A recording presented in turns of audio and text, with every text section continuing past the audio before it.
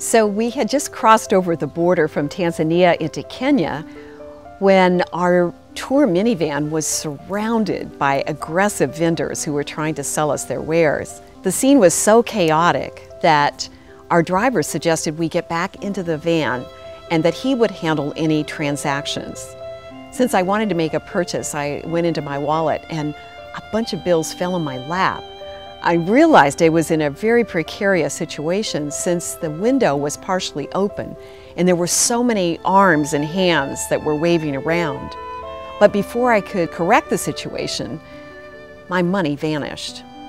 When I informed the driver of this, he was insistent that this was not normal or acceptable behavior for Kenyans.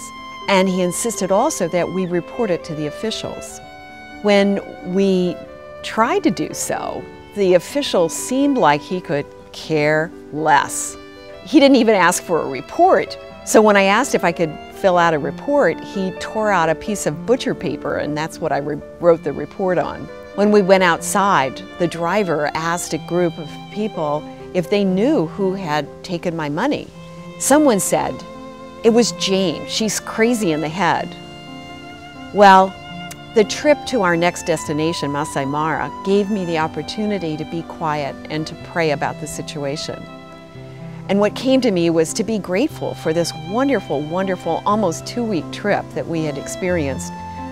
The great driver who expressed so much integrity and responsibility, and the fact that although I was missing several $100s, at least I would be able to get back home. Then I realized that's not a Christian Science healing. So I started praying differently. I asked God what to pray about. The answer came rather quickly. What about Jane? So then I started realizing that our Father, Mother, God creates children who are not crazy in the head. They're whole.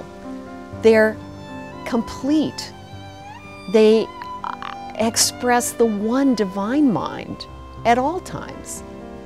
And that there's no brain or anything material that can control or govern or influence them adversely.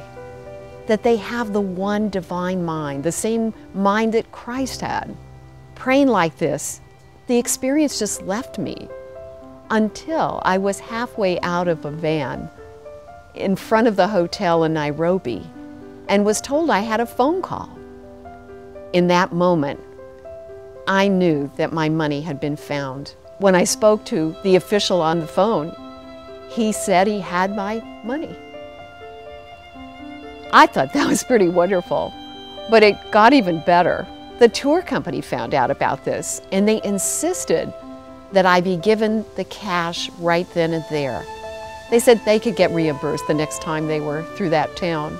Well, this experience has really stood out to me as a reminder to never limit God, to never limit our healing possibilities. That no matter where we are, God truly, truly, all things are possible to God.